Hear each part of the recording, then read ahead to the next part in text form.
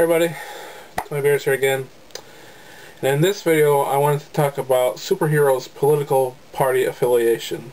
Now a few months back, Action Comics 900 came out, and it had a political story in that book, and it got me thinking, what political parties would certain superheroes belong to, if any? Would they be Republican or would they be Democrat? I know politics is a touchy subject, but this is just a fun little guessing game to try to figure out what political party these superheroes might belong to, if any. So here's my guesses. Now first up we have Superman.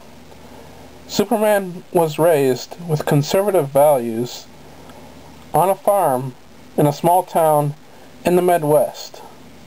So my guess is he is a Republican. Next up we have Batman, who was raised in a large city by rich parents. He is obviously against the death penalty since he refuses to kill any of his enemies. He also hates guns, so it seems to me that he would be for gun registration. So my guess is that he is a Democrat. Next up we have Spider-Man. Spider-Man was born and raised in the state of New York, which is very well known as a liberal state and is predominantly Democrat. And here we even see Spider-Man with President Barack Obama. So my guess is that he is a Democrat. Next we have Captain America, who grew up during the late 30s and early 40s. So I would assume that he is very conservative. So I would guess that he would be Republican. Now let's move on to Green Lantern, Hal Jordan. Hal Jordan is a test pilot, and when he teamed up with Green Arrow, he was viewed as the conservative one. So that would make him a Republican. And since he is a Republican, that would make Green Arrow the liberal one, and he would be a Democrat. Now let's move on to Iron Man. Now Iron Man is a tough one because he grew up rich and he was a weapons manufacturer.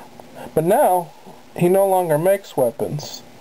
So I would say he's a Democrat.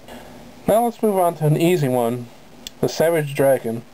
Here we see him endorsing President Barack Obama, so I would say it's fair to say that he is a Democrat. Now Wolverine is kind of a tough one too. He was born in Canada.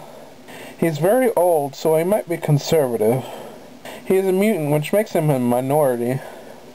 He's clearly not against the death penalty. So, I'm not sure, but I would say he is independent. Next would be the Punisher.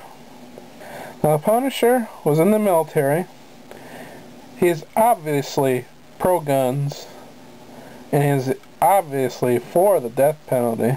So that would make him a Republican.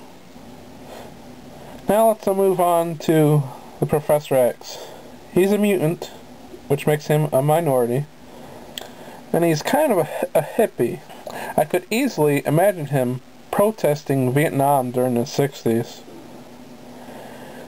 And most hippies are Democrats, so I would say Professor X is a Democrat.